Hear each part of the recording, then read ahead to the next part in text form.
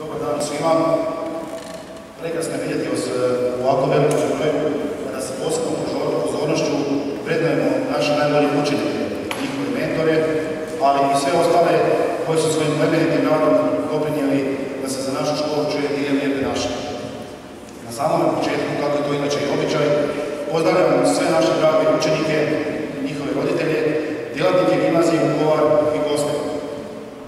Posebno pozdravljam naše drage goste iz Zlatskog Vukovar, gospođu Kristinu Glumac i gospodina Vinka Mijoka, koji su za nas prijedili jedno malo iznenađenje danas i koji će nam se ispred lavica kasnije obratiti s nekoliko prigodnih riječi.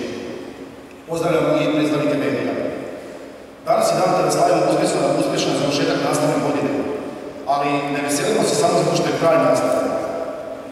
Ovom gestom svima želimo pokazati koliko vrednujemo rad i odricanje, ali i zajedništvo, jer bez timskog rada ne bi niti bilo ovakvih rezultata.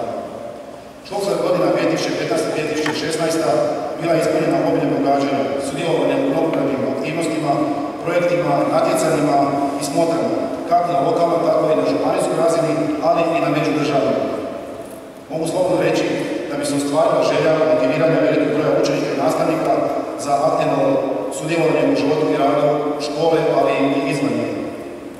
Rezultati su vidljivi u svim područjima. Tijekom svih godina rada škole do osnutka, pa sve do današnjega dana, gimnazija Vukovar odgojila i obrazovala brojne poznate i priznate umjetnike, znanstvenike, kulturno-prosvjetne, društveno-političke, sportske i druge javne djelatnike.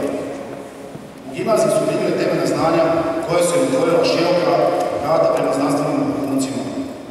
Isto tako, uspješno je gajila i ljubav prema glazbi, dramskom, recitatorskom i sportskom stvaralačkom. Jer čovjek bez prošlosti ne zna što je i gdje mu je mjesto.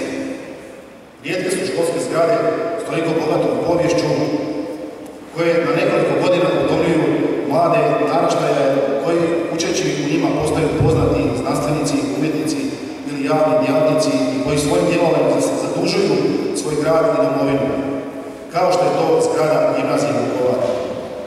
Ovi stari i debeli barokni zidovi čuli su puno učeničkih tajni, zgoda i nezgoda, a slušaju ih i danas.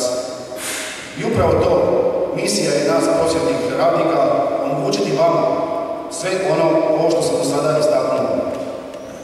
Prošlu subotu u školu sam primio naše bivše učenike koji su slavili 10 godina mature i neki su ovdje među nama. I vjerujte mi koliko sam bio dirnut slušajući njihove priče.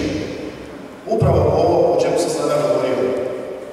Svi su oni visoko obrazovani, stručnjaci u svome području, završavaju doktorate, nalaze se na ključnim pozicijama u vrhunskim tvrtkama, rade u školama kao nastavnici, pedagozi, psiholozi ili kao predstavnici medija.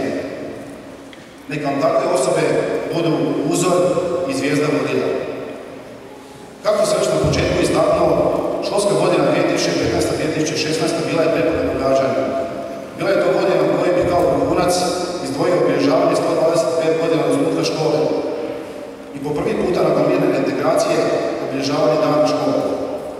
Što se tiče ostalih aktivnosti, priredio sam jedan kratki video svih događanja u ovoj školskoj godini, a kako slike vrijede 1000 riječi, predlažem da ga zajedno pogledamo.